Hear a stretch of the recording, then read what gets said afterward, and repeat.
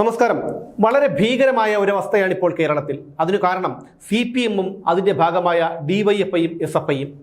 നെല്ല് നിറച്ച പത്തായത്തിൽ കയറിയ എലിയുടെ ആർത്തിയായിരുന്നു കഴിഞ്ഞ 9 കൊല്ലങ്ങൾ കേരളം ഭരിച്ച ഇടതുപക്ഷ സർക്കാരിൽ നമ്മൾ കണ്ടത്. അതൊക്കെ അവിടെ നിൽക്കട്ടെ. ആരോഗ്യവും ആഭ്യന്തരവും വിദ്യാഭ്യാസവും വൈദ്യുതിയും അടക്കം സകല മേഖലകളും തകർത്ത് തരിപ്പണമാക്കി കേരളത്തെ കടക്കണിയിലാക്കിയ ഇടതുപക്ഷത്തിന് നേരായ മാർഗത്തിൽ ഇനിയൊരു തിരിച്ചുവരവ് സാധ്യമല്ല. ഇക്കാര്യം ഏറ്റവും നന്നായി അറിയാവുന്നത് പിണറായി വിജയൻ അടക്കമുള്ള നേതാക്കൾക്ക് തന്നെയാണ്. പ്രതിപക്ഷത്തുള്ളവരെ അടക്കം ഇടതുപക്ഷ സൈബർ പോരാളികളും വിവരവും വെള്ളിയാഴ്ചയുമില്ലാത്ത സാധാരണ അന്തം കമ്മികളും സമൂഹ മാധ്യമത്തിലൂടെ വ്യക്തിഹത്യ ചെയ്യുന്നത് കണ്ടുമടുത്തവരാണ് നമ്മൾ. ജി കൃഷ്ണകുമാർ, കുമ്മനം രാജശേഖരൻ, രാഹുൽ മാങ്കൂട്ടത്തിൽ, സുരേഷ് ഗോപി, KK രമ, വനിതാ മാധ്യമപ്രവർത്തകർ, എന്തിന് പ്രധാനമന്ത്രി നരേന്ദ്രമോദി വരെ ഇവരുടെ ക്രൂരമായ അവഹേളനങ്ങൾക്ക് വിധേയരായിക്കൊണ്ടിരിക്കുകയാണ് സമൂഹ മാധ്യമങ്ങളിലൂടെ. ഇപ്പോൾ വൈപ്പിൻ സംഭവവുമായി ബന്ധപ്പെട്ട് ആരോപണങ്ങൾ ഉണ്ടാകുമ്പോൾ പരാതി കൊടുക്കുന്നു, കേസെടുക്കുന്നു, ഇരവാദം മുഴക്കുന്നു, അങ്ങനെ എന്തെല്ലാം നാടകങ്ങളാണ് ഇവറ്റകൾ കാണിച്ചു കൂട്ടുന്നത്. നേരായ മാർഗത്തിൽ ഇനി അധികാരം പിടിക്കാൻ കഴിയില്ലെന്ന് അറിയാമെന്നുള്ളത് കൊണ്ട് തന്നെ കുറുക്കു വഴികളാണ് CPM ഇപ്പോൾ പയറ്റിക്കൊണ്ടിരിക്കുന്നത്. രാഹുൽ മാങ്കൂട്ടത്തിലിൻ്റെ മറ്റു വശങ്ങളിലേക്ക് തൽക്കാലം പോകണ്ട. അയാൾ തെറ്റ് ചെയ്തിട്ടുണ്ടെങ്കിൽ പരാതിയുടെ അടിസ്ഥാനത്തിൽ കേസെടുക്കാം. പക്ഷേ തന്നോട് ചാറ്റ് ചെയ്തു എന്ന് പറഞ്ഞുകൊണ്ട് രംഗത്ത് വന്ന നടി പരാതിയുമായി മുന്നോട്ട് പോകാൻ താല്പര്യമില്ലെന്ന് പറയുന്നു. പക്ഷേ ക്രൈംബ്രാഞ്ചിനെ അന്വേഷണം ഏൽപ്പിക്കുന്നു സർക്കാർ. നടിയെ സാക്ഷിയാക്കുന്നു. ക്രൂരമായ സമാനതകളില്ലാത്ത സൈബർ ആക്രമണങ്ങൾക്കാണ് രാഹുൽ വിധേയനായത്. ഇത് യാദൃച്ഛികമായല്ല. അടുത്ത തവണ രാഹുൽ മത്സരിക്കരുത്.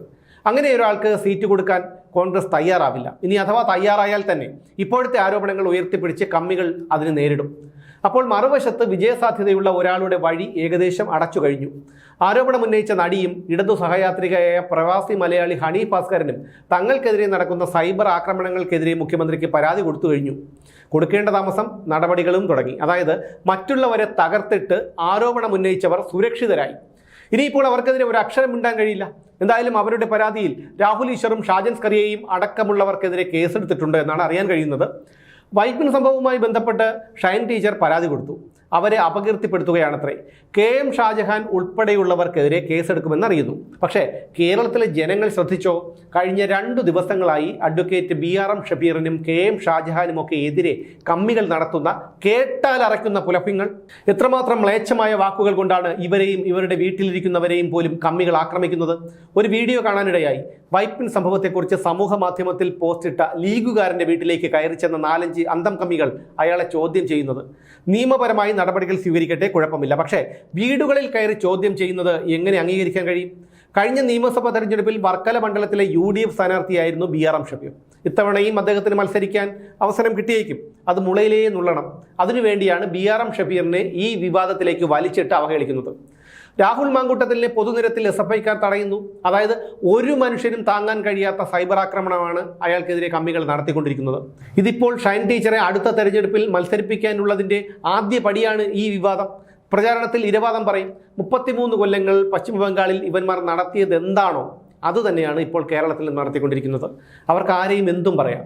പക്ഷേ അവരെ ആരും ഒന്നും പറയാൻ പാടില്ല. ഉമ്മൻചാണ്ടിയെ ഏതെല്ലാം തരത്തിൽ അവഹേളിച്ചു ഈ കമ്മികൾ. ഉമ്മൻചാണ്ടി മുഖ്യമന്ത്രിയായിരുന്നപ്പോൾ അദ്ദേഹത്തിൻ്റെ പേരക്കുട്ടി എഫിനോവയെ പലപ്പോഴും അദ്ദേഹം കൂടെ കൂട്ടിയിരുന്നു. ചില ചടങ്ങുകളിലൊക്കെ, ചില പൊതു ചടങ്ങുകളിലൊക്കെ എഫിനോവ ഉമ്മൻചാണ്ടിയോടൊപ്പം ഉണ്ടാവുകയും ചെയ്തിരുന്നു.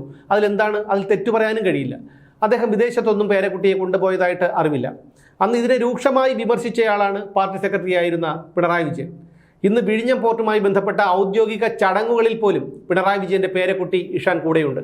ഉമ്മൻചാണ്ടിക്കെതിരെ ഉന്നയിച്ച ആരോപണങ്ങളൊക്കെ പിണറായി വിജയൻ മറന്നുപോയിരിക്കുന്നു. എതിരാളികളെ ഒരു ദയയുമില്ലാതെ അവഹേളിച്ച് മാനസികമായി തകർക്കുകയും പൊതുജന മധ്യത്തിൽ താറടിക്കുകയും ചെയ്യുന്നതിലൂടെ വരുന്ന തെരഞ്ഞെടുപ്പിൽ അവരെ നേരിടാനുള്ള ഒരു ആയുധത്തിന് മൂർച്ച കൂട്ടുകയാണ് CPM ഇപ്പോൾ ചെയ്തുകൊണ്ടിരിക്കുന്നത്.